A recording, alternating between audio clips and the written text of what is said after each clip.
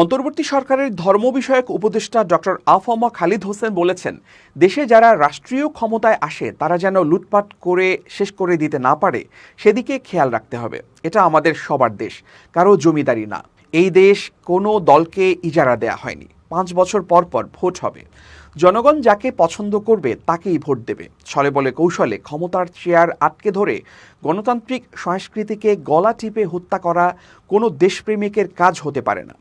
মঙ্গলবার সকালে ঝালকাঠি নেসারাবাদ কামিল মাদ্রাসায় এক আলোচনা সভায় প্রধান অতিথির বক্তব্যে তিনি একথা বলেন। ধর্ম উপদেষ্টা আরও বলেন, দেশের উন্নয়নে আসুন আমরা সবাই একযোগে কাজ করি। আজকে আমরা ক্ষমতায় আছি, বিগত দিনে আরেক দল ছিল, আগামী দিনে আরেক দল আসবে। রাষ্ট্র স্থিতিশীল, সরকার পরিবর্তনশীল। তিনি আরও বলেন, গত 5 আগস্টের পর কিছু দুর্বৃত্ত বিভিন্ন জায়গায় লুট, হামলা ও ভাঙচুর করছে। আমরা দায়িত্ব নেয়ার পর 92 জনকে গ্রেপ্তার করেছি এবং 70টিরও অধিক মামলা হয়েছে। সে মামলার প্রেক্ষিতে সঠিক তদন্ত সাপেক্ষে দোষীদের আইনের আওতায় আনা হবে। মুসলিম, হিন্দু, বৌদ্ধ, খ্রিস্টান ঐক্যের বিকল্প নেই।